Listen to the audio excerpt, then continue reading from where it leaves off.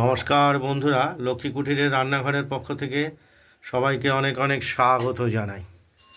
আজকে আমরা যে দ্বিতীয় আরেকটা ভিডিও রান্নার রেসিপি নিয়ে এসেছি, সেটি হলো কালো জিরে দিয়ে কালো জিরে ফোড়ন দিয়ে শিম ভাজা।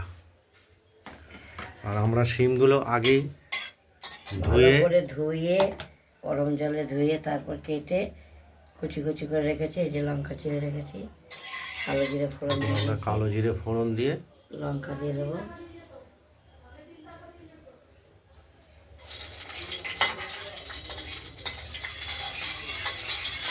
কাঁচা লঙ্কাটা আমরা আগেই ফোড়ন দিয়ে দিলাম। এবার শিমগুলো দিয়ে দেবো।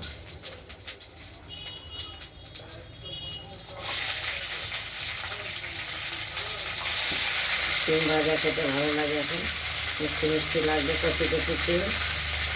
এর সঙ্গে যদি রাঙা আলু পাওয়া যায়, আবার রাঙা আলু দিয়ে শিম দিয়ে ভাজা করা যায়।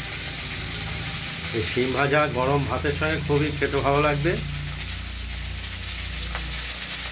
আর যেহেতু এগুলো সবুজ সবজি, এগুলো শরীরের পক্ষে উপকারী। সবই উপকারী, কোনো অপকার নেই।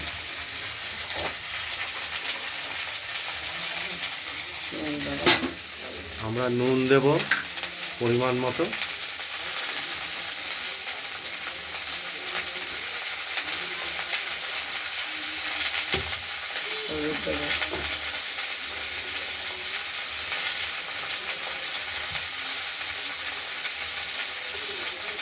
পরিমাণ মতো হলুদও দিয়ে দিলাম, মিষ্টিও দেব। পরে দেবো মিষ্টিটা আমরা ভাজা ভাজা হোক।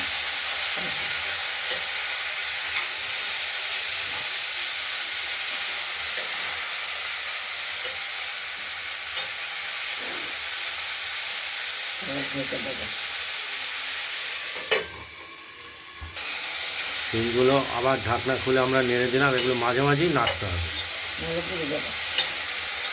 জল বেরোলে ভালো, সেদ্ধ হয়ে গেলে আবার আমরা আরেকবার ঢাকনা খুলে নেড়ে দিলাম। তাহলে এই জলেই ভাজা হয়ে যাবে। কম আছে ভাজলে খেতে ভালো লাগবে। আবার গুঁড়ো চিনি দিয়ে আমরা শিমগুলো নাড়াচাড়া দেওয়াতে একটু গুঁড়ো চিনি দিয়ে দিলাম।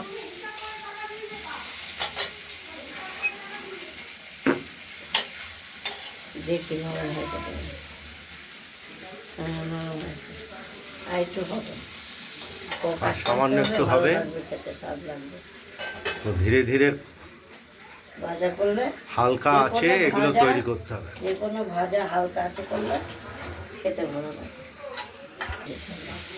কচি শিম মিষ্টি দিয়েছি, খেতে ভালো লাগে। এই যে নরম হয়ে গেছে শিমগুলো আমাদের রেডি হয়ে গেছে। দিয়ে দেবো শীতকালের শিম, এগুলো কাতলা শিম। একদমই করছি, দ্বিতীয় হয়ে গেছে। এই কাতলা শিমগুলো আমরা ব্যবহার করেছি ভাজার জন্য। শিম ভাজাগুলো কমপ্লিট হয়ে গেছে আমাদের, আমরা নামিয়ে নিয়েছি ওভেন থেকে। আপনাদের যদি এই শিম ভাজা রেসিপিটি ভালো লাগে, তাহলে আপনারা এই শিম ভাজা রেসিপিটি বানিয়ে ফেলুন, দিয়ে আমাকে কমেন্টে জানাবেন আপনাদের শিম ভাজা রেসিপিটি কীরকম হয়েছে। ভিডিওটি ভালো লাগলে লাইক শেয়ার করে দেবেন। আর আমাদের লক্ষ্মী কুটিরের চ্যানেলটি ভালো লাগলে এটা সাবস্ক্রাইব করে রাখবেন। আরেকটি আমাদের নতুন আইটেম, সেটি হলো বেগুন পোড়া। এই বেগুন পোড়াটি আমরা এই গ্যাসের উনুনেই পুড়িয়ে নিচ্ছি। পরে মাখবো, গরম তো মাখা যায় না। এটা আমরা খাওয়ার আগে মেখে নেব। আজকে যেহেতু শনিবার,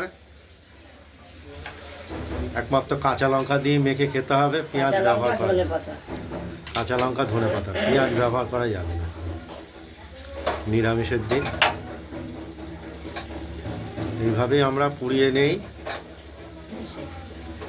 আমাদের তো মাটির উনুন নেই, আঁচের উনুন নেই, তাই গ্যাসেই পোড়াই।